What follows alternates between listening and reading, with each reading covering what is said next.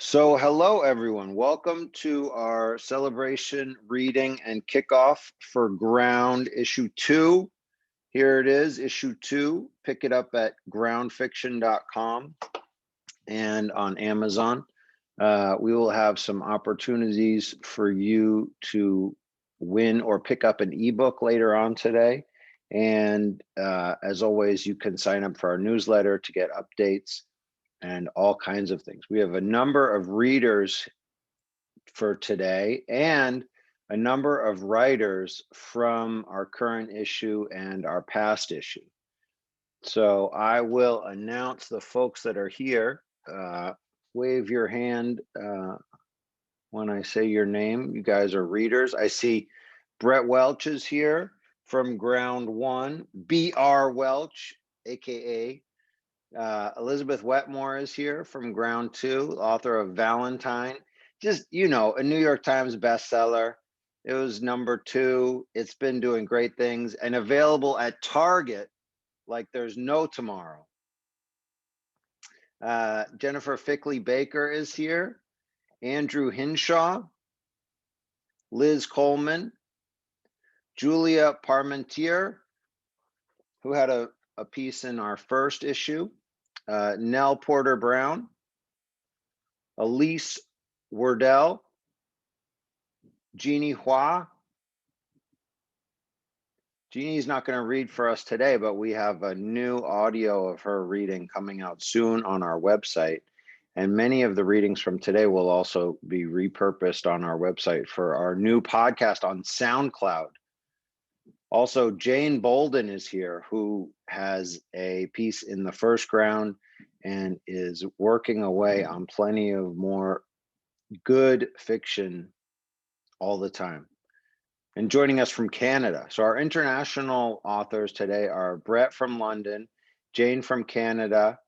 We have Ron Coleman from Mexico, I believe. Anyone else from lands abroad? Okay, excellent. Well, we're very happy to have reached our second issue of Ground. We're planning for another one in the fall. And we're going to hear from a couple of readers today. We'll be starting with Andrew Hinshaw, who had a piece in each of the Ground issues. I've been lucky enough to work with him through my coaching portal, Right with Seth. Andrew has a major science fiction novel that he's been working on for quite a while. And this piece he's going to read from us is a little bit different. Andrew, I'll let you say a little bit more about what you'll be reading and then let you take it away. Sounds good. Hi, everybody. This is a short story that it's basically like a dad that he's emotionally unstable, and he kind of wrecks his daughter's wedding. That's probably the best way to put it. Not necessarily wrecks it, but he's not handling the death of his wife very well, and he's a bit unhinged. Well, it's supposed to be funny, but I don't know. I guess everyone else will have to decide that. Can everybody hear me okay? Okay. All right, I'll just get into it then. It was a mostly cloudless afternoon, save for a few striations smearing across the purpling evening sky, their edges blazing orange as they caught the dying rays of the setting sun. There were rolling green hills and a large expansive lake. The air smelled crisp, almost like citrus. Despite Kenneth's daughter Samantha having poor taste in clergymen, she did pick a lovely location to have her wedding. Lily Lake Dock in the Rocky Mountains lived up to her praises, or at least praises Brandon had relayed secondhand, since Samantha hardly had spoken to Kenneth since her mother Christine's death 2 years prior. Unfortunately, Kenneth could no longer bask in the beauty, as he had just been escorted into a canopy tent by his son Brandon, who had convinced Samantha to allow Kenneth a brief speech. The tent was reasonably sized, given that there were only about 30 guests. It was longer than it was wide, with a slightly raised wooden stage in the back, just opposite the entrance. The entrance flaps were tied off on each side, giving it the look of an open theater curtain. In between the wooden stage and the opening to the outside world were 5 tables. And oddly, due to lack of room or poor planning, the reception table was kept just outside the entrance. In the far corner, just to the right of the stage, stood Kenneth. He leaned forward, sniffed one of the tent's transparent vinyl windows, then pulled his head back and exhaled sharply from his nose in disgust. Still off-gassing, he remarked to his son Brandon. I told you to tell Samantha to ask for a used tent. Raising his spectacles, he leaned forward and flicked one of the window's fake plastic grills. And what's with this nonsense? Is anyone fooled into thinking this is an actual cathedral window? Brandon responded with a half-assed shrug that suggested he wasn't really listening. The boy had just turned 30, but people often thought he was 10 years younger due to his baby-faced features. And when he wasn't donning the austere, stony gaze that he seemed to only reserve for his father, his default expression made it look as if he perpetually knew a joke no one else was privy to. Eyes slightly narrowed and lips pressed together in a mild grin. Brandon also lucked out that he hadn't inherited his father's cleft chin, something Kenneth hid under his beard because it made him look a bit brutish, which was not so useful in the world of academia. Brandon tugged at the bottom of his black tuxedo jacket for the 15th time, even though it was completely straight. Kenneth looked over his son's fine outfit. The damn thing was so crisp it looked like it had been stitched that morning. Brandon focused on Kenneth's tie. Purple ducks? Brandon said. Really? You couldn't find a single plain black tie? Kenneth tucked his chin to look down at his tie and smiled fondly. He lifted the tie to examine it closer. An amateur's mistake. That's actually the common loon. How fitting, Brandon said, reaching up to adjust it further. Kenneth resisted the urge to bat his son's hands away. I said it's fine. He noticed the sheen of sweat on Brandon's forehead. Why are you nervous? I'm the one giving a speech at my disaffected daughter's wedding. It's not like I'm meeting the Pope, but I'm sure Samantha's new surrogate father, Pastor Porzio, sees himself as such. As if on cue, Porzio, the stumpy man who had officiated this farce, passed by them. He walked with limp wrists and his hands slightly raised, leading with his belly. The tails of his black robe drifted behind him like a cape. Does he really have to wear that damned robe? Kenneth said in a slightly hushed voice, making a perfunctory attempt to avoid Samantha hearing him. He's participating in the time-honored tradition of duping 2 young people into an outmoded social construct, not presiding over a murder trial. Brandon glanced over at Porzio, who had taken a seat at the table behind Samantha. He turned his attention back to Kenneth's tie. He officiated a wedding. What would you have him worn instead? Kenneth pursed his lips in thought for a moment. A body bag? Brandon snorted. Just because yours and Mom's marriage wasn't all milk and honey doesn't mean it can't be that way for others. I don't get what Samantha sees in that fraud, said Kenneth, ignoring his son's comment about his marital problems with Christine. I thought I raised her to be more of a skeptic. Now she's latched onto him like some father she's never had. Kenneth frowned in disgust. I bet you he isn't even wearing anything under that robe. Well, you haven't exactly been dad of the year lately, Brandon said lazily while continuing to fiddle with Kenneth's tie. She's trying. That's all that matters. Act like an adult for once and be insincere. He finally stopped messing with Kenneth's tie and stepped back to examine his work. It'll have to do. Kenneth glanced down at his suit. It was restrictive in all the wrong places and seemed to be designed to make him look like a paunchy, low-ranking mobster from the 1980s.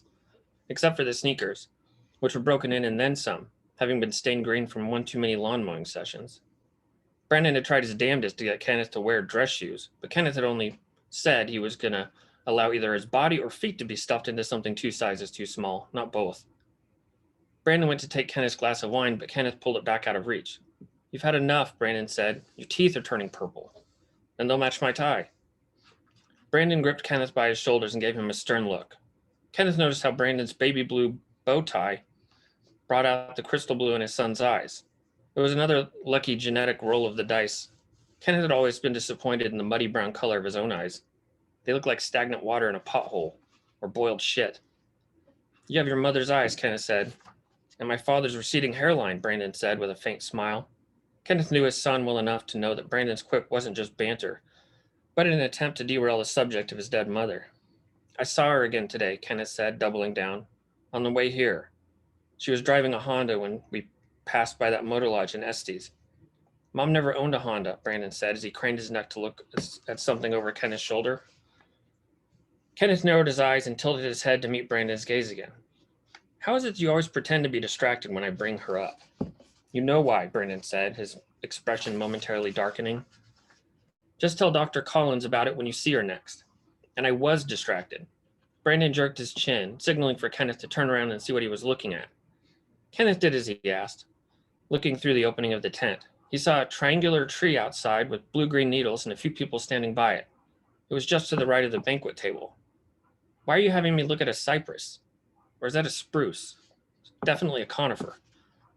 Not the tree, Brandon said, sighing. The girl standing next to it in a purple dress. Kenneth adjusted his glasses and spotted the girl, who was chatting with a few random people he didn't care to identify. The girl was shapely and looked to be in her late 20s, wearing a snug dress with a high black belt. Her blonde hair was pulled back into a tight bun, and she held a champagne flute. She had large, round eyes and high cheekbones, and looked vaguely like a young Julia Roberts, at least from this distance. I'm pretty sure I had a fling with her back in college. Brandon chewed his cheek. She was friends with Sam, but I didn't know they kept in touch. If only I could remember her name. He held a fist to his mouth and concentrated. Vanessa. Victoria. His eyes widened. Valerie. A moment later, the joy melted from his face, replaced with uncertainty. It for sure had a V in it. Or started with a V. Kenneth raised his eyebrow. Hoping to hit another home run? Brandon shrugged. I'd take second base. Honestly, I don't think it ended well, so it might be better if she doesn't remember me. I think I passed out. He threw out some lazy jazz hands. Tequila. Well, who knows, Kenneth said, lifting his chin and breathing in through his nose as if he smelled something delicious. The night is young and love is in the air. Brandon snorted. It almost sounded like you meant that. Well, Kenneth said, I hate to deprive my son from engaging in a repeat sexual liaison that will likely leave you both awkward and depressed in the morning. Now you're talking. Brandon glanced over Kenneth's shoulder again. Sam just tapped her wrist. Looks like you're up. Brandon locked eyes with Kenneth, his gaze growing stern. Just stick to the script. Boring is better. Think platitudes and cliches and glittering generalities, as Samantha's borscht-eating husband might say. Don't worry, my boy, I've got this. Banality is like a son to me. Kenneth clucked his tongue and winked. He reached up and tugged at his collar, loosening the tie that Brandon had so carefully arranged. Then he spun around, stepped onto the stage, and stumbled towards the microphone. And that's all I got.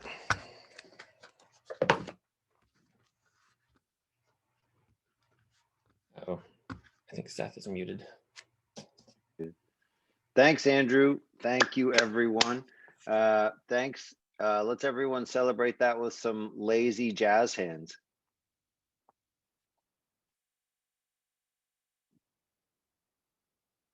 That was the correct line? As someone who eats borscht, I like that specifically. Excellent. Good. Anything to say for the folks upon them getting ready to read the rest of this piece, or is that enough for them to jump off of? Any other teasers, Andrew? I don't know. I think that's just the hook. I don't know that I can say too much more. All right. That was on page 184. The size of ground 2 is a little bit smaller than ground 1. But if you get them both, it's super special. How many of you guys have ground 2 already? I see a lot of you with your hands raised, so I can lay off the pitching a little bit, which it's always nice to know. Andrew's joining us live from Wichita in the middle of the country. Very good to see that.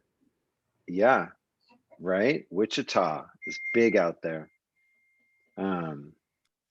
And up next is Jenn Fickley-Baker joining us from Florida. Jenn has no less than 3 awesome novels in progress that I know of. They're all amazing. And every time we see her writing, she has a completely different story that's well underway, and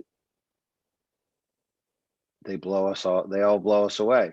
So here she's going to read from her futuristic Pittsburgh narrative. And pretty soon we'll all be seeing Jenn in publication everywhere. I'll turn it over to you. Thank you, Seth. I'm starting on the bottom of page 42. So far in this story, it's the next extinction event. It's confirmed the extinction event is happening. This is set in a few years, just a few years in the future from now. the main character is Marina. She's a marine biologist from Pittsburgh. She's headed back for the first time since leaving home. And the thing that's drawing her back is her dad was a paleontologist at the museum in Pittsburgh. And he has passed on. They dedicated a brand new exhibit, the dinosaur exhibit at the museum, to him. So she's taking her daughters back there, traveling cautiously as we do now, to see this once in a lifetime thing happen so that the kids can have something, some kind of good memory. So bottom of page 42.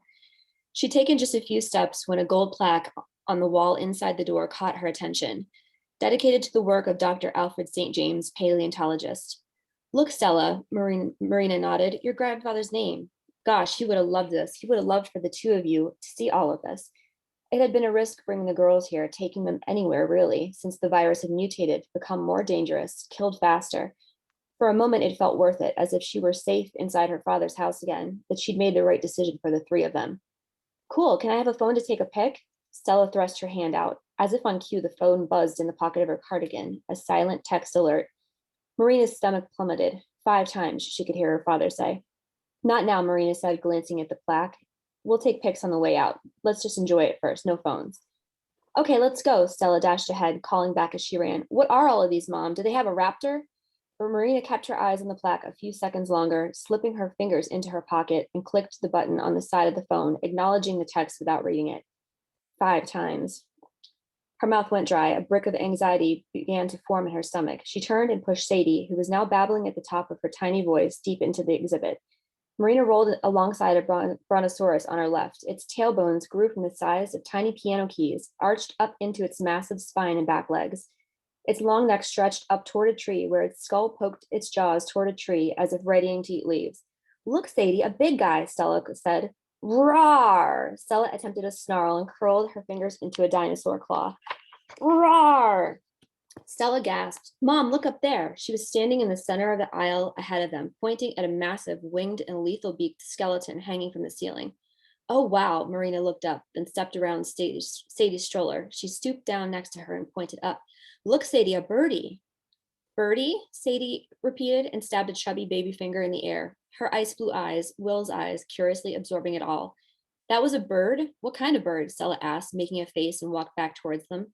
A pterosaur, Marina said, straightening herself, still taking it in. Its wingspan, she guessed, was at least 40 feet wide, and its beak alone was the size of a rowboat. Its skeleton tilted downward as if it was about to swoop down and snatch them up in one bite. It looked marvelous and intimidating as hell, even though it was just bones. It's the largest bird that ever lived on Earth, Marina added, then pursed her lips, ending her explanation there. Cool. Stella pivoted and walked back towards a pile of prehistoric lizards up ahead. Marina steered Sadie's stroller past the brontosaurus. Her cell phone pinged again in her pocket. Another text? Seriously? She felt the brick in her gut ache. She snatched the phone from her pocket and clicked the mute button. Damn it, she whispered and tossed it in the stroller's basket. 5 times. Distract yourself, she thought. She paused the stroller in front of a batch of duck-billed dinosaurs, their necks perked up and backs straightened as if listening for a predator. She unclipped Sadie and gathered her up onto her hip. Look at the duckies, Sadie, big duckies. Marina smoothed down Sadie's blonde curls and kissed her perfect smooth skin, inhaled the gentle scent of the baby shampoo that she still used to bathe her. She could feel Sadie's little heart beating against her chest as the toddler carelessly looked around, soaking in everything. Down in the stroller basket, her cell phone vibrated silently. A call this time? Jesus. Marina squeezed Sadie closer to her for a second as she tilted her wrist to look down at her own Apple Health wrist monitor. She clicked the button. 98 degrees, normal. 5 times. Life on Earth had been nearly obliterated from the planet 5 times, her father had told her once.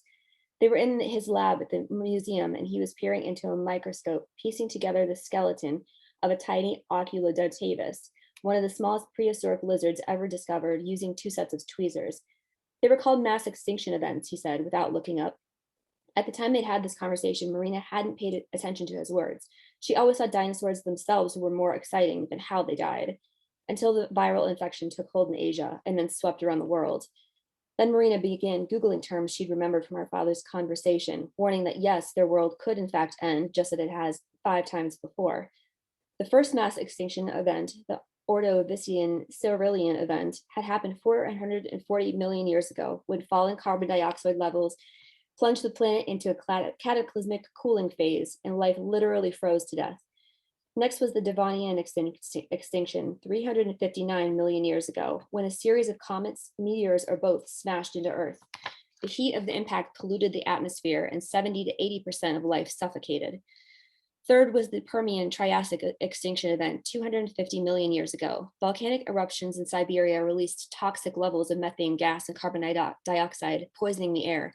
95% of life suffocated again. Fourth, the Triassic-Jurassic extinction 210 million years ago, the first of two extinction events that wiped out the dinosaurs. Insane volcanic activity turned the air into poison and the oceans into acid. 75% of marine animals and vertebrae perished, including the pterosaur, whose massive wings couldn't achieve enough lift in the filthy atmosphere to hunt. Instead, pterosaurs, like hundreds of other species, starved to death where they stood. And fifth, the Cretaceous Paleogene extinction. 66 million years ago, an asteroid 6 miles wide smashed into the Yucatan Peninsula with the power of 10 billion atomic bombs, cracking Earth's crust and tsunamiing the oceans. Debris flew so high up out of the planet's atmosphere that it blotted out the sun, plunging Earth into an eternal night. When the mess re-entered Earth's atmosphere, it did so fast it burst into flames. Fire rained down on any life left. 75% of life was destroyed. But now, sixth, the Anthropocene extinction, confirmed by even. Mom, there's a man. That's it. You're going to leave us off there with the sixth extinction? Cliffhanger, Seth. Gloom and doom. Wow. Thank you for good. We're clapping. We're doing the active jazz hands now because your characters are all lucid and eager for jazz hands. Good job. Tough times. But I have an antidote to that, which is I was listening to a podcast today in the car with my daughter, Smash Boom Best. Not the biggest fan. I'm not like the biggest fan of this podcast, but we were listening today and they were doing the Ice Age against the Jurassic area. And it turns out we're still in the Ice Age. So there you go. I'm reminded of the time when there was a big reading event at Iowa, and the head of the writers workshop, Frank Conroy, went into a discussion of his recipe for brisket right in the middle of introducing an author. And next, we have the wonderful journalist, writer for Harvard Magazine, and workshopper extraordinaire who's working on one novel and multiple short stories. She's been in both issues of Ground, and she comes to us live from Cambridge with Abraham Lincoln right behind her. We'll go next to Nell Porter Brown and Lincoln just a little bit. Yeah, I thought Lincoln would be a good distraction if my story proves too uninteresting. This story is called Road Closed, and it's about a mother and her daughter. The mother's around 80, and they're driving from Boston back to the mother's assisted living apartment after sort of a failed Thanksgiving where the mother went into the hospital with what amounts to a panic attack. But the mother does have cancer, and the daughter and the mother have had somewhat of a stormy, strained relationship for a long time. But here they are on this road after Thanksgiving in a snowstorm. And the mother insists on seeing a house that she has seen on Zillow in the hospital. So I'm going to pick up do the last part of the story instead of the first part, because just for change of pace. I flicked up the map on my own phone and typed in the Zillow address, 19 Plum Lane. The directions loaded, 15 minutes. Here, just hold this phone and tell me where it says to go. She didn't move. I like leaning on you. I like it when you're nice to me. What are you talking about? I do everything. I remember your high school graduation. We took that trip to England. She sat up and patted my arm. We saw Stonehenge and Tintern Abbey. Yes, I looked at her. That was a good trip. Those were good times, remember? Mm-hmm. Remember how I had to drive the car on the wrong side of the road? Yes, I do, I said. And you, marveling at Stonehenge, sideswiped the oncoming car? Then the police came. We got towed. Spent the whole day at the pub next door to the garage waiting for a rental car. I wanted to laugh, make it a funny story. And remember how then you had a few pints with the bartender? We ended up staying at the rooms over the pub, and how the next morning you were not in your room, but in his room. And then we stayed a second day playing cards with the skinheads and the alkies. And they were a lot of fun, she said. Really? You always pick the bad parts. Why do you do that? There are plenty of good parts. We loved staying at that manor house with the pool. We went skinny dipping at night with that full moon, those stars. And then the manager came screeching at us to bugger off. Right, I'd forgotten that. Oh, he was pissed till you asked him to join us. Oh, classic, she laughed. But you loved that trip, she insisted. In London, we got a backstage tour of Cats. Her eyes popped wide. You were out partying all night at those underground punk clubs. I didn't see you till the next afternoon. No, you were out all night with our room key. What? She said. I had to sleep in that flea bag hostel in Piccadilly Square. Oh, she seemed to consider that. But it was all an adventure, she sang out. Life experience. You need to have more fun. You and Peter. What do? You go to the office, the condo, the grocery store, your kid's school. Use these little goat paths. What kind of life is that? She squawked. You should get out there, put on a backpack, and just go. There's the whole world out there. She flung her arm in a grand gesture across the blank horizon of comatose central Massachusetts. This house, she said, I think it would be wonderful. Let's go look at it. I'll call the realtor. They'll meet us there. Oh, yeah, they'll scurry over in this storm. Stop that. There you go, being sour again. When the phone told us to, I turned off the main drag, going slowly so the tires wouldn't lose traction. She left a voicemail message in her charming old gal voice. I know it's a snowy day, but my daughter and her husband think that house in Wendell is perfect. I'm just out of the hospital, cancer. So please, hoping you can meet us there. We're in town and we're on our way. She clicked off and raised a pale jazz hand. Ta-da! Applause, applause, I said. She beamed. Cancer, way to go. Really gets people to do things for you. Oh, honey, don't be mean. Sorry, I stopped. I am sorry. We went down one empty country stretch after another after that, passing no more than a dozen worn-out trailers and modest homes. Smoke curled from their chimneys into the white sky. The only color anywhere blazed from orange-lettered posted signs, no trespassing, road closed in winter. 15 minutes was morphing into 30. It should be up here somewhere, she waved vaguely. A few minutes later, zigzagging along, we finally saw the sign, Plum Lane. It had been plowed, but hours earlier. We turned in and crept forward, down a hillock, across a wooden bridge. Stop, she said, a stream. She opened her window. I want to hear the water. Craning her neck out, her skin was papery in the raw winter light. It's a faint trickle, she murmured, under the ice. She closed her eyes and breathed in the sound. We plodded forward, and around the next bend, at the end of the tree-lined drive, we saw it. The main house was a stucco English cottage replica, probably built in the 30s, with a thick cobblestone base and a turret. It stood in a field blanketed with snow, offering sweeping views of the Vermont mountains to the north. When she'd first lighted on this place, hunched over her phone in the hospital bed, she'd said it'd been professionally staged. The owners were long gone, and now it was clear that nobody was there. Drive up to the front, she gestured impatiently. I want to get out. I pulled around. Exiting the car, she tightened her coat and set her beret at a jaunty angle. Her lips were dark red against the colorless winter, and she winked saucily, like the last of those black and white movie stars. And despite everything, that stage twinkle became a real one.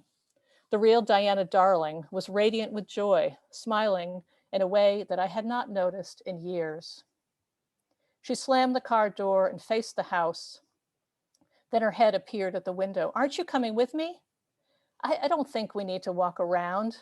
It's freezing. You just got out of the hospital. What? After all your hard work? No, come on, just take a peek. She turned around and began wobbling through the snow toward the home's front windows. My ski cap on, I pulled the coat zipper to my chin and stepped outside where the cold whipped my bare face. She turned around, waiting. I traipsed over and she hooked her arm in mine, nudging me forward. We dusted snow off the front windows of the house and peered inside. There was a mudroom hung with slickers and Wellingtons cutely lined up, a central foyer anchored by a curving staircase. We crunched around to the side, arm in arm, to French doors that opened onto a patio. And through the doors, we spied a living room with deep, soft sofas around a fireplace. Around the side of the house, we peered into the kitchen, loads of cupboards and counters gleaming with appliances. Isn't this glorious? She gripped my arm as she pushed her nose close to the glass for a closer look. Mom, we're trying to declutter. Peter actually wants a tiny house, for God's sake, and maintenance. We do nothing at our condo and we like it that way. But this is wonderful, she said. It seats 10 easily for Thanksgiving. Her eyes shone. I looked back, really took in her face, so close to mine, as close as mothers get to their little girls during those early years of intimate acts of dressing, washing, feeding, and loving. She did not blink or move, and her eyes welled up. Dahlia, my darling daughter. I caught myself thinking that she was playing a touching scene, Act 3, mother and daughter reunite. But then I felt it. I saw it. I thought it was actually love. Yes, Mom. But then she stepped away, crying out, and look at this view, pointing to the mountains. You can sit here with your cocktails or whatever you drink, your protein shakes, and be just mesmerized. Look, these acres are your property. It's a nice fantasy, but let me show you the pool. She shambled away, rattling her hand at me. We stopped by the pool house, a beautiful fieldstone building left over from the old farmstead. And the barn, she nodded behind it to the red clapboard building with a weather vane weaving in the wind. It's in excellent condition, heating and plumbing. What do? Telecommute? You can do that. Snowflakes darted at my eyes. I blinked the sting away. She looked so happy, and I wanted her to be happy. I really did. You've always wanted a big garden, she said. Chickens and goats, right? Isn't that your dream? I guess. No, from when you were very little, you've always said it was a farm you wanted. It's true. Mom, you can do this. Yes, you can. Mom. Yes. I didn't know what to say. I wanted a magical moment to happen, for us to turn to each other and hug and cry, for her to say how much she never, ever wanted to leave me. She looked at me expectantly, but this time I just shrugged it off. The chill crept through my jacket. She shivered and moved on to the barn. We rolled open the door and the sweet, grassy smell of hay filled my head. High, broad beams still held the place together, and the old wood, notched by hand with axes, had been refurbished, horse stalls made into rooms with bookshelves and wall heaters. I sidled along the hardwood floors, buffed bright to get out of the cold. The center of the barn was a huge, empty space, and she stepped into it and twirled around, her arms flying. You could do anything here, she said. Put on plays, concerts, dances. There's so much potential. I would have died to have. She stopped and looked at me, her eyes warm. See, she said. She stepped over against the wall, then slid to the hardwood floor, her legs curled to the side. I sat down too, and she leaned into me. I put my arm around her slight shoulders. You know, we live thinking there's no last act, she said, taking off her mittens to hold my cold hand. These scenes, they play out every moment of every day and they just go on. The breakfast scene, driving to the office scene. Then the tech crew cuts the lights because we're going to sleep. There's no thinking that any of that simple glory of living and breathing, seeing the sky and the trees, will ever end. She wiped her face of melted snowflakes. Dahlia, I want you to know, truly know, understand how short, how frightening, how fleeting it is. I felt her pressure my hand and I returned it, gently. Her bones were like spun glass. She raised her head toward the icy sunlight slanting toward the windows. We shall see heaven shining like a jewel, she began. We shall see all evil and all our pains sink away in the great compassion that shall unfold the world. Our life will be as peaceful and tender as a caress. We shall rest. I knew these lines, these last lines of Uncle Vanya, from her. Yes, we shall rest, she sighed. Oh, my dear, you have been listening. She laid her cheek on my arm and then nestled down like a furry creature, putting her head in my lap. I reached across the side of her body, landing my hand on her hip. The barn doors were still open. Air rushed in with snowy flecks that evaporated before my eyes, and the light through old paned windows over the heavy beams was a cold yellow stare. I don't know how long we sat there entwined. The sky outside the broad barn windows slipped slowly toward dusk as her breathing shifted. Shallow, soundless inhales were cut with coarse, wet wheezing. She frowned in her sleep. In her sleep, her dry lips moved with urgency, with messages I couldn't get. A moment later, I thought she'd crack open with a spate of coughs that shook her frame, but nothing woke her, and her cheek was still warm.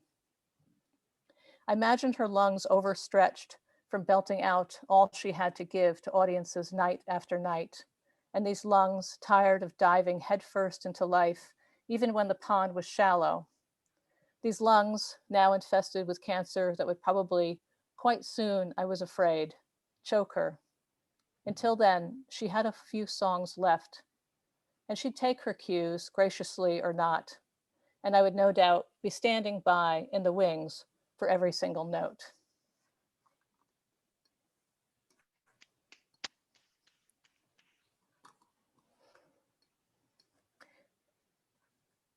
Thank you, Nell. I forgot to say that she's an actress. That was part of the story. I got it. Okay. Uncle Vanya, a great Chekhov reference. All right. And another reference to jazz hands, this time a single pale one. I heard that and I was like, oh no, more jazz hands. Yeah, it seems like that's a running theme that we've got here. Wonderful story. Yeah, it makes me think think again of why we're all here, which is reading, literature, the endeavor of writing and bringing our hearts to the page. I'm glad for all you writers of Ground and all the folks that are here to join us. So I'm going to ask everyone to unmute.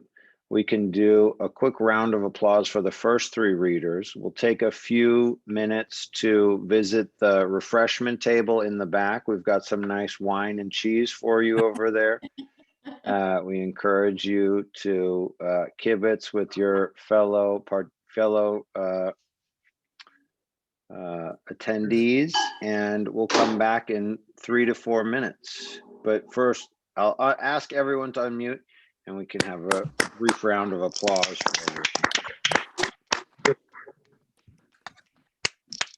Nell and Andrew and Jen, and we will come back with Elizabeth and Elizabeth after just a few minutes.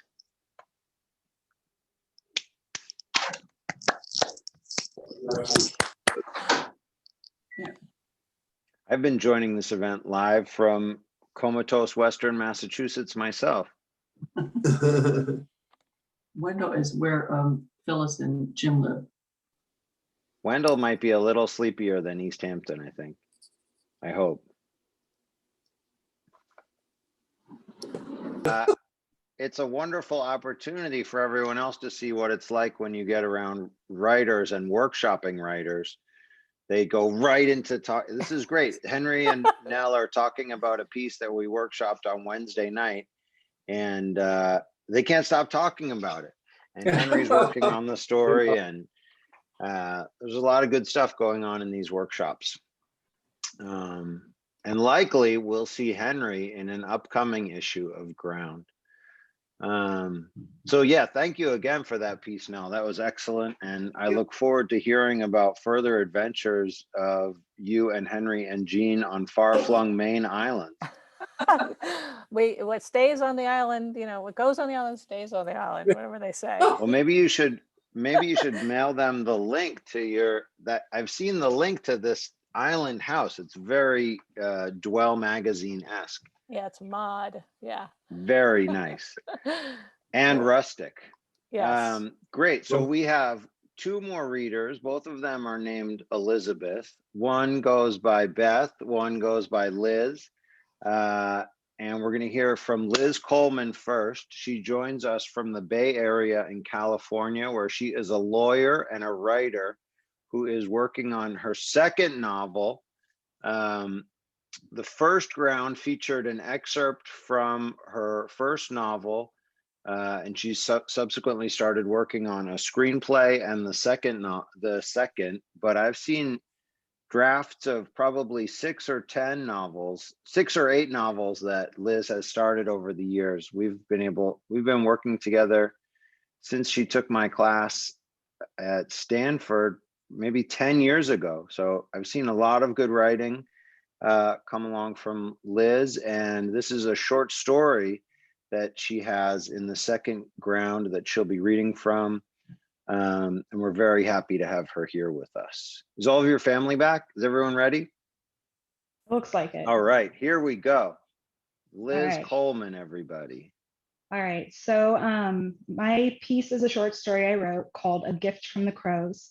I was taking a class on Gothic fairy tales at the time when I wrote this. And so that kind of influenced a lot of what I was writing. But this is basically about kind of a strange young girl who feels kind of like an outsider, and she gets bullied a lot in school. And she befriends a bunch of crows in a cemetery, and they bring her a special gift. So I'll just jump right in. The girl pretends that she is queen of the crows. From her pockets, she scoops handfuls of peanuts, tossing them onto the ground in exchange for the gifts that they bring her. Bits of tinsel, buttons and coins, old nails and sequins, shiny objects that they picked up in their black beaks and dropped at her feet before they gobble up their reward. All around her in the cemetery, the air is crisp, the branches on the tall trees barren, reaching into the pale milky sky like spectral fingers. The crows circle about her, cawing, their wings flapping, breaking through the sharp silence like gunshots. They bob their heads, jumping from the brown, dried grass up to weathered gravestones and back, dancing for her, stamping their little crow feet in excitement and frenzy. The last of the crows hops forward, dropping the offering to its queen in the pile of shinies. Its feathers gleam with a slight translucence, a rainbow slick upon oil. She likes to think that the crows are shiny too, just like the gifts that they bring her. The girl tosses out the remaining peanuts, and the crows descend in a mass, a writhing black pit next to her. She wipes the peanut shell dust from her fingers on her jeans and squats down in the dirt to examine her haul for the day. She pokes at the pile, sifting through the mound of gifts. A broken earring, a washer, and a fish hook are among the shinies, a fine haul befit for a queen. Her fingers come across a weathered baby carrot, and she picks it up, spinning it around as she realizes it's encircled by a large diamond ring. The girl turns the object over in her hand. No, not a carrot, a finger, a bloody, severed finger. The girl's heart races as she inspects it. The finger is stained with dark dirt and mottled purple blood. The severed end is blackened with age, bits of dried skin hanging off the mud-encrusted bone. The diamond is covered with dirt as well, and the girl spits on her fingers and wipes the facets of the stone. It gleams in the pale light of day, bright against the decaying flesh behind it. She gathers up the gift from the crows, drops them into the pockets of her jacket, and heads towards home. Her feet fly like the flock of the blackbirds that accompany her, making sure their queen returns home safely. She skips through the graveyard, stumbling a bit down the molehill-ridden grass until she passes through the tall wrought iron gates of the cemetery. Then she turns onto the old country road, a tree-lined, compacted dirt lane that runs along a narrow, shallow river. The pockets of her jacket are heavy. She touches the finger, flesh upon flesh. Before she reaches home, the girl veers off on the road onto a deer path. She pushes through a dense thicket, ducking under the branches and brambles that cross the narrow trail. In a clearing, slivers of the late afternoon sunlight pierce through the shadowed treetops. The girl reaches her special tree, a large redwood, burnt hollow from years of wildfires. She slips into a narrow opening in the tree trunk where she's hidden a large metal cookie tin.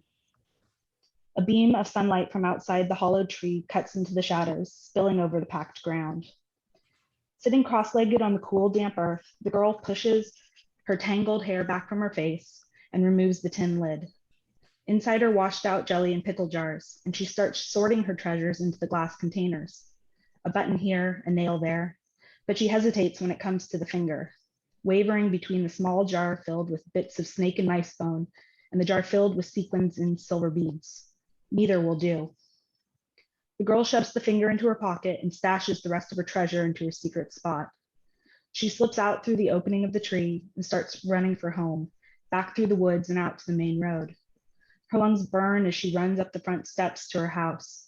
The wooden porch creaks and moans with her hurried shuffle. Inside to the right, in the sunken living room, her stepmother sits on the couch talking on the phone. The girl tiptoes through the foyer to the staircase, trying not to get mud on her stepmother's rugs covering the wooden floor. The woman glances over at a squeak from the floor, and the girl jumps quickly behind the wall at the foot of the stairs so the woman can't see her, heart beating fast. Cigarette smoke wafts around the corner. She can hear the clink of ice on glass as her stepmother sips her drink. The girl presses her back against the wall, listening to the conversation. She slips a hand into her pocket, fingering her gift from the crows, turning it over and over, rubbing the diamond ring. Her ears perk up at the mention of Mr. Hawthorne, a rugged neighbor who lives down the small gravel road in the adjoining woods. The girl likes to hide in the trees and watch him work in his garden, pushing around his wheelbarrow and chopping firewood. Around drinks on the back porch, her stepmother's friends have often commented on his looks, comparing him to some popular Australian actor and pondering why he's still single. I don't know, says her stepmother. I'm just not ready. A pause. Sure, I think he's attractive, but it's only been a year since everything happened. I'm not sure I'm just ready to put myself out there again. Another pause. I know he was always away for work, but that doesn't make it hurt any less. The girl strains to hear. Maybe you're right. I still have time. I just never thought I'd have to start over, you know? And now this time with a kid that isn't even mine. A pause. Oh, she's fine. Kids are resilient. Spends all her time outdoors playing make-believe. Another pause. Hey, I've got to go. Okay, I'll consider it. I'll talk to you later, okay? Bye. The girl flinches at the sound of her stepmother shrieking and a glass shattering against the wall. The woman lets out an anguished wail and starts sobbing. The girl scrabbles up the carpeted stairs before her stepmother can throw a glass at her next. She runs down the hall into her bedroom, slamming the door behind her, and turns on the radio on her nightstand to drown out the painful cries that echo through the house. I'll stop there. Good. Excellent. Thank you, Liz. I feel like that gives us just enough of a taste to get us to run and read the rest of that story. Everybody's going to have a fair amount of reading in ground tonight once this event is over. I hope you've got your issue. If not, you can email at groundfictionjournal@gmail.com and I will email you a free copy of the ebook or PDF or Mobi for Kindle if you like. I'll put the groundfictionjournal@gmail.com. Yeah, great reading from everyone so far. One of the ways that we've been choosing the stories for Ground is some of these stories come up in workshop. We have 2 private workshops that we've been doing. And some of the folks in these workshops are working with me one-on-one. And when we get close to an issue, the writers get into groups of 3 or 4 where they pass around each other's stories and give each other some close feedback for about a month as the stories gestate. And then we get them together and we send them off to our copy editor and our proofreader, and we bund it all together. This particular issue has art from a friend of mine, Mark Coggins, on the cover and the back, who is a great writer in his own right. He has an essay collection, which is very funny and has a title that's escaping me right now. But I would love to present to you the next reader. This is the special guest contributor to Ground number 2. This is my friend from when we were both at the Iowa Writers Workshop more than 20 years ago. It's insane to imagine that now, but we were there starting in 2002. And the first time I met this woman, a great writer who I think we both really idolized and had partly come to Iowa to study with, happened to meet us at a party right after we had just met each other and thought it was really funny that our names rhymed. And he proceeded to rhyme our names for quite a little bit. And that was a really great introduction to one of the famous writers at the Iowa Writers Workshop. And now I have the pleasure of Beth Wetmore joining us here today to read for Ground. Her novel Valentine has come out in the last year. The paperback is just out, and she's appearing all over the internet in Zoom readings from bookstores across the country. And we're really happy to have her with us here today to read from Jessie Belden, which is an excerpt of an outtake from the novel, one of the male characters who we read about in the book, but don't get to see the world from his point of view. So here Beth is going to share some of that with us today. Beth, welcome and thank you. Hi, Seth. Thank you. Thank you all for having me. And thank you. Well, congratulations to the other authors. I can't wait to read the rest of your stories. And thank you for all the hard work y'all have done on this this literary journal. I think of literary journals as kind of the unsung heroes of American letters. You know, they're always a labor of love. No one's going to get rich off of them, but almost every writer I know had their start, you know, in these kinds of journals, including me. And so thank you for the work y'all have done here. And thanks for including my story and inviting me. So I'm just going to read from Jessie's story. As Seth mentioned, so Valentine has 7 points of view, 7 point of view characters. And there came a time as I was working on the book when I realized that I really wanted to hand the book over to the women and girls who were telling the story. But I had these chapters from several of the men in the book, and I really loved them, and I thought some of them were particularly beautiful. Jessie Belden's was one of those chapters. I loved the character.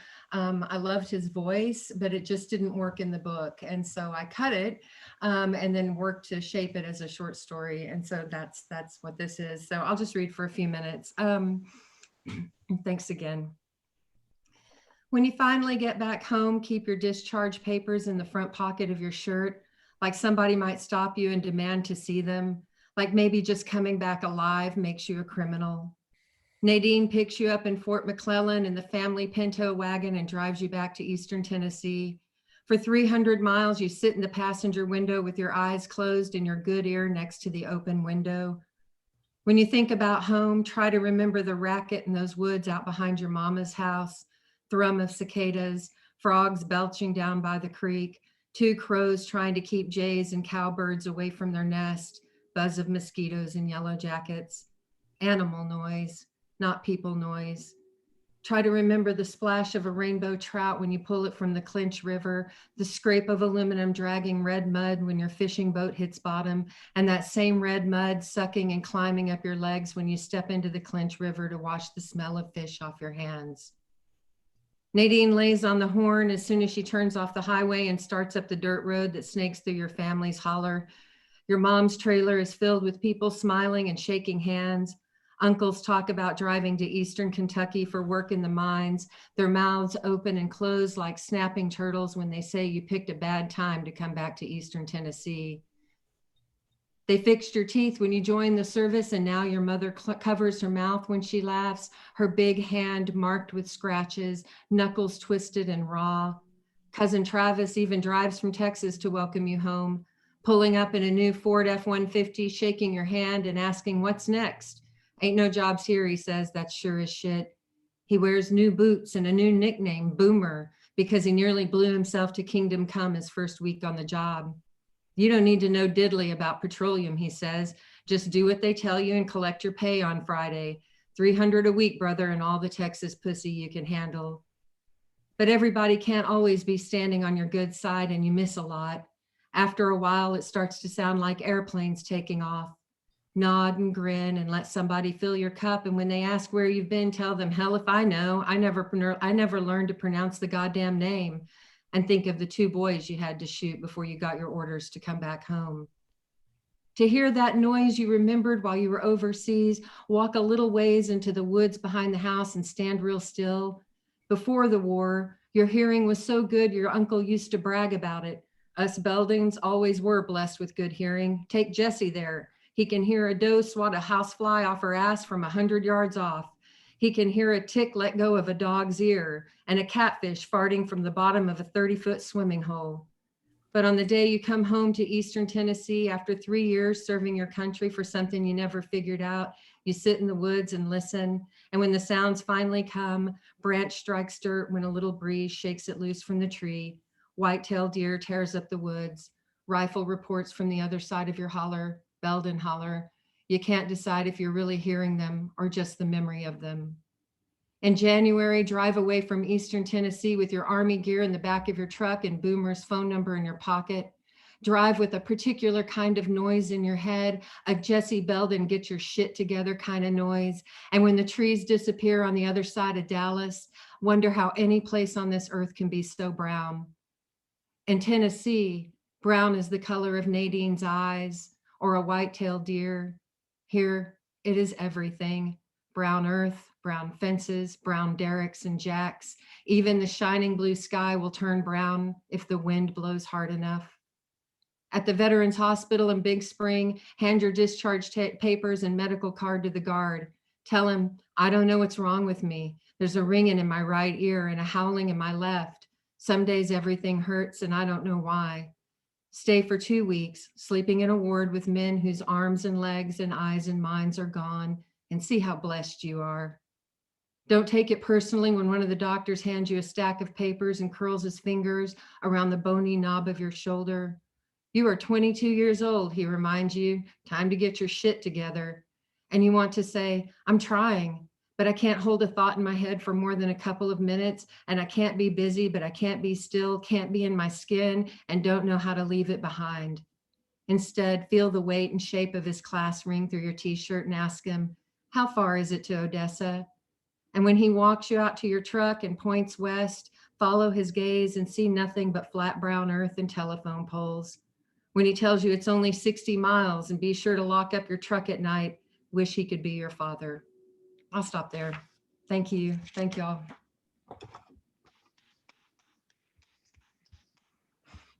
The hardest part about that is hearing you stop. When you start reading that, I could listen to you go all day. Thanks. Thank you. I'm hoping that there'll be an audiobook of Valentine and or your short stories at some point with you reading. Has there been any talk of that? No, not at all. So, I mean, there's an audiobook of Valentine, but it's read by it's read by two professional voice actors. So, and they didn't even ask me, and probably it's a good thing because I probably would have taken forever. So, you know, and I would have stumbled because I'm not a professional reader, you know. So, Well, you do pretty well. I love it.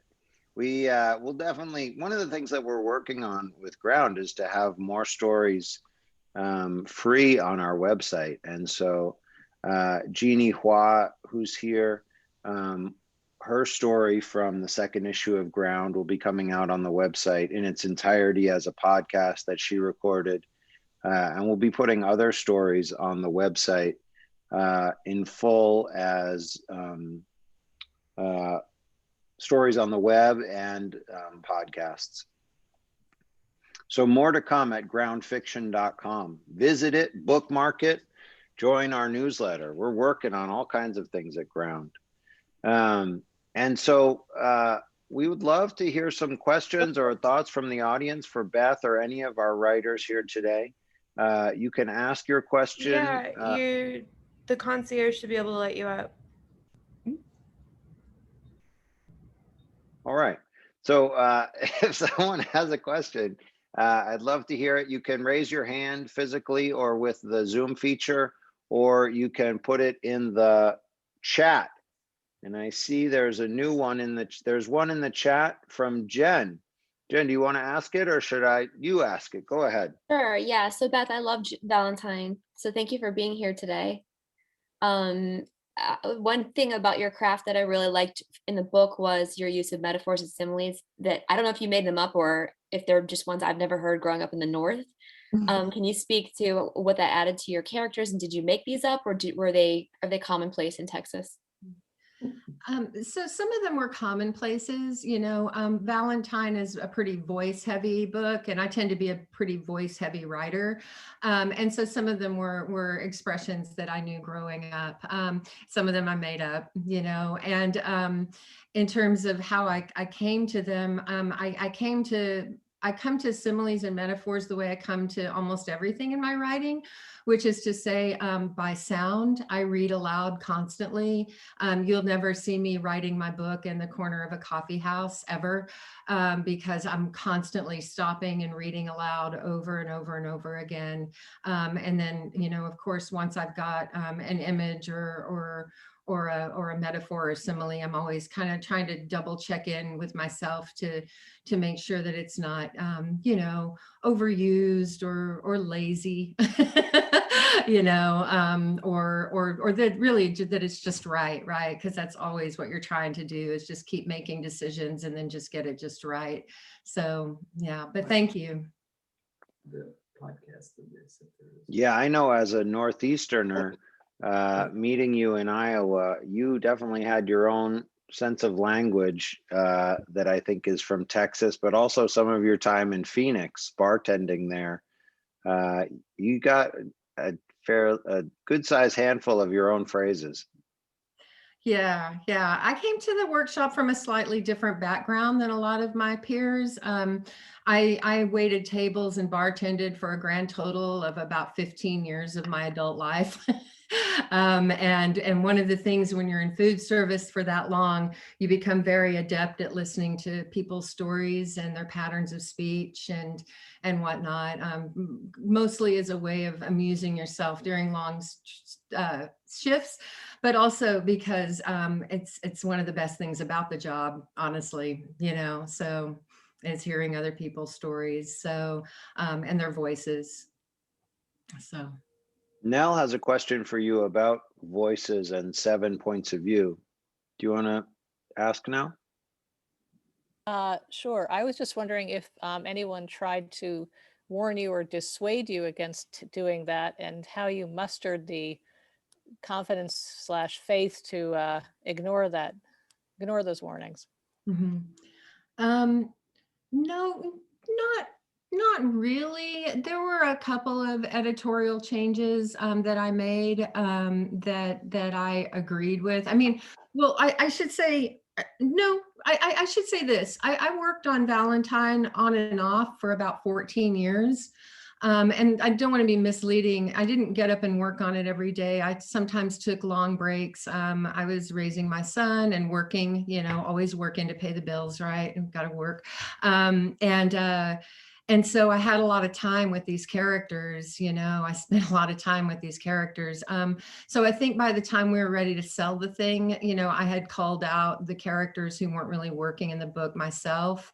And there were a couple of point of view editorial changes that, you know, initially I heard them and thought, you know, this is a terrible idea, and then sort of spent the weekend thinking it over, and you know, if I, you know, discovered that the editor was right, you know, right, because you're always checking your ego, right, against your vision of the book. And so, and then there were a couple that I stuck to my guns on. So there were a couple that so I'll give you a really good example. I really struggled with Carla's chapter, the second to last chapter of Valentine, so much so that I almost cut it. And actually one of the editors really wanted to cut that chapter because it's such a strange little chapter, and it's a one-time thing, right? Karla doesn't have a point of view anywhere else in the book. And so, and that was one that I really stuck to my guns on. So. How many of those, I know the Jesse Belden piece here is in second person. How many of those point of views were in first person versus third for the book? Only Mary Rose's. So, yeah. Only Mary Rose is first person? Yeah. Yeah. Yeah. I remember when we were at workshop, we had all these people coming in with novels that had like 7 or 8 first person point of views. Mhm. And once you get into third person, I think it's easier to juggle multiple points of view. Yeah, I mean, the danger with first person is that it's so inherently voice heavy that if you're going to have more than one first person narrator in the same book, you know, you're really going to have to work really, really hard to distinguish them. And, you know, in Valentine, all my point of view characters are women and girls. You know, they're all from the same place. Some of them live on the same street, right? They're closest in age and socioeconomic circumstances and well, gender, you know, and so to have a lot of first person points of view, I think would have been a lot harder, you know, so. Yeah. How many points of view did you take out? I cut out all the male point of view. How many was that? There came a moment where I understood how important it was to me to hand this book over to women and girls in their entirety. Part of that had to do with the kind of book it was and where it was set. There aren't a lot of stories out of the oil patch from the points of view of women and girls. You know, and I loved these characters and thought they deserved to have their own, you know, their own book. So I cut 3 chapters from 3 different men and turned them into short stories. One appeared in the Iowa Review. And then here's Jesse's section, which has found a home here in this great journal. And then another that I'm kind of still messing with a little bit. Who was the one in the Iowa Review? John Ledbetter, the young man who works out at the petrochemical plant. So. Good. Does anyone else have a question that they'd like to ask Beth or any of our writers?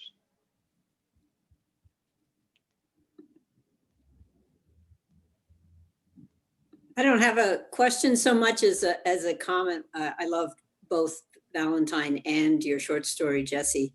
Our book group met last night, and Valentine was the book we were reading on my demand, actually. I said, you have to read. And it got 100% thumbs up from everybody. So everybody thought it was a great book, and they really related to it. I was just really struck by the fact that there's almost seemed to be a different species of human out in West Texas, in a certain category of males and male attitudes out there. And that was one of my, and I wondered if that struck you, or were you really trying to portray the truth of what was in West Texas, or were you trying to was it exaggerated at all? I didn't feel like it was, but I just wanted to know if you were trying to make a point about the vulnerability of women, especially in those environments. I mean, insofar as I was trying to make a point about the women, it would probably be about their resilience, you know, and their enormous sort of strength of spirit and resourcefulness. And you know, of course, Valentine is set in my hometown of Odessa, you know, so so I knew that terrain pretty well. I would not say it was exaggerated, you know, although obviously, you know, we all, you know, look at our hometowns in complicated ways. And I think I might also, you know, I might disagree, I think, too, with the idea that you know, that the people in West Texas were extraordinary in 1976, or really in any time. I think a lot of the sort of I think a lot of the attitudes that you know, you see in the characters in Valentine are probably not so different from a lot of characters or people in any sort of single economy town, you know, particularly one based on non-renewable resources, you know. So yeah, I mean, I hope they don't seem like a whole different species. That would I think I would feel like I maybe failed in my job. Oh, really? No, I mean, like badly. So I certainly didn't mean it that way. I just Yeah, meant that there are people like that, Yeah. and that I have encountered in Western Rhode Island, and Or here on the north side of Chicago, right? I mean, right. yeah. But I almost do feel like they are a different species. So that was my judgment, not your judgment. So Yeah. Yeah, there's some real pieces of work down there, I'll say. Never, yeah. I went through Midland once, and it was a sordid affair. I'll leave it at that. Jeannie has a question. Hi. Sorry. Yep. She's quieting the kids. No, my husband. I guess that's the same thing. But do you find that would some of your old customers or your friends or loved ones recognize little aspects of themselves in your work? Like, do you take characteristics from people that you see in real life that you've observed? Yeah, everyone's fair game, you know. Obviously, I try to do my part to be respectful, and you know, all of the characters in Valentine had their genesis in women and girls I knew growing up. But you know, that's the thing, right, about writing fiction, is you may start with someone who's very familiar to you, and then and you know, and maybe even in a first draft or a second draft, they're still very familiar to you. But as you take the work draft by draft by draft, right, the art kicks in, right, and the shaping and the imagination, and the characters really become their own, you know, their own people and their own thing, you know. And I'm not sure that anyone you know, who was the base, well, a lot of these people are dead, but I'm not sure that anyone, you know, who was the basis of any of these characters would really recognize themselves as the book, you know, ended up.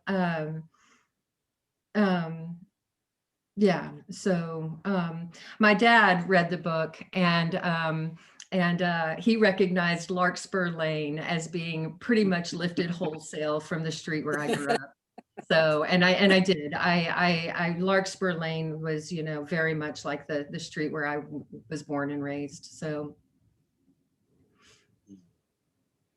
Yeah, I know that in some of the workshops or in some of the work that I'm doing with writers, there's a fear about, can I write this now? Do I have to wait until this person isn't around anymore? How do I do this? And yeah, I hear you saying anyone is fair game, and it's like, that's some of the fearlessness that writers have to bring to the page sometimes. Right. Well, and keep in mind, it took me 14 years to write this book. And part of that was earning a living and raising my son and being a friend and a mate, you know.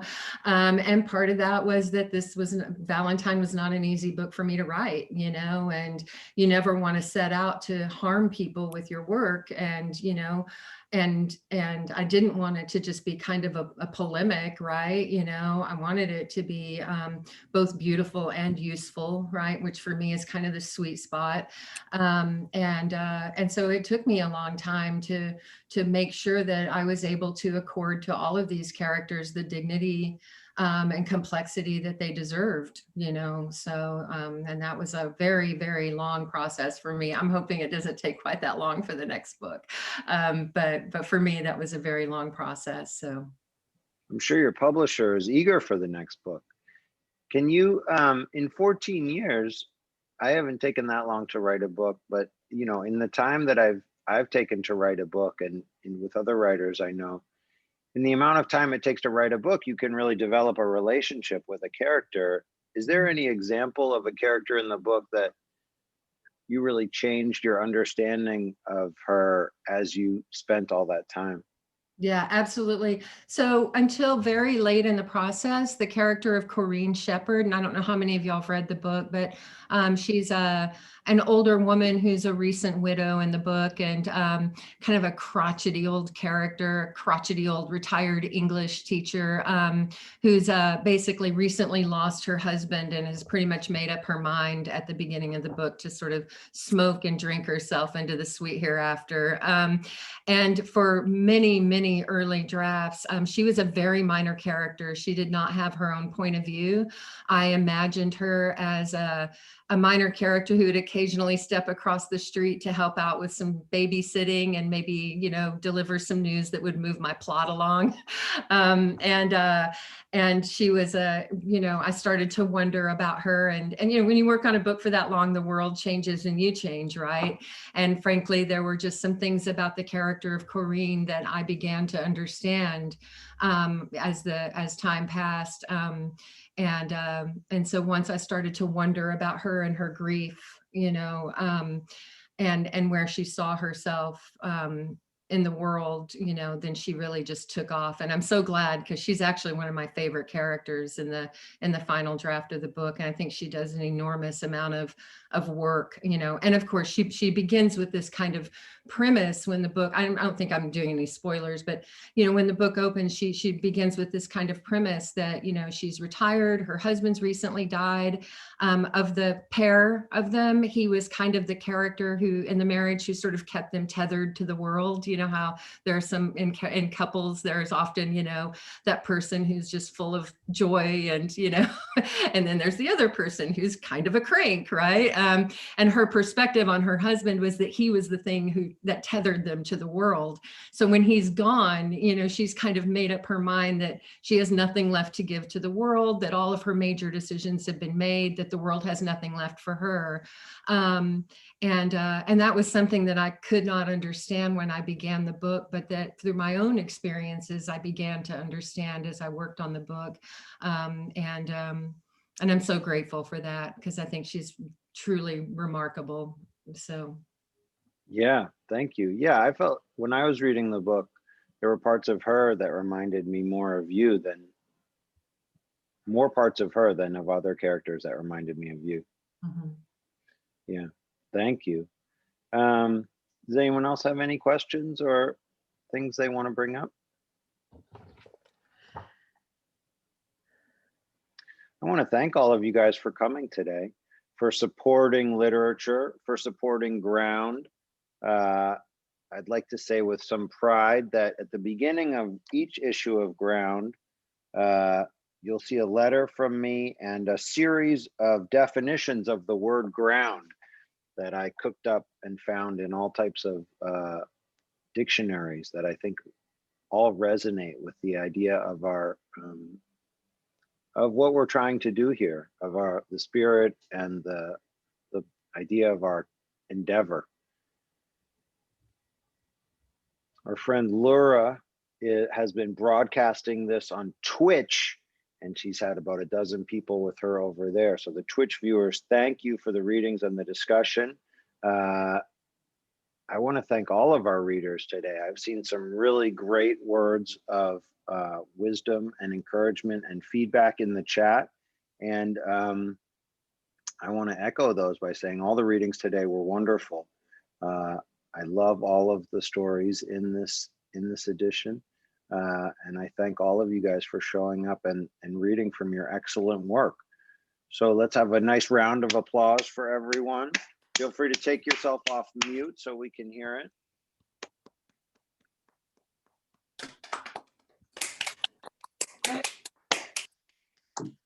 Excellent. Thank you everyone for being here. The email address at Ground Fiction is groundfictionjournal@gmail.com. Feel free to email and I can put you on the newsletter list for our free stories and podcasts on the website. Visit groundfiction.com and feel free to hang out for the fruit tray over here. We've got some nice cheese and crackers next to it.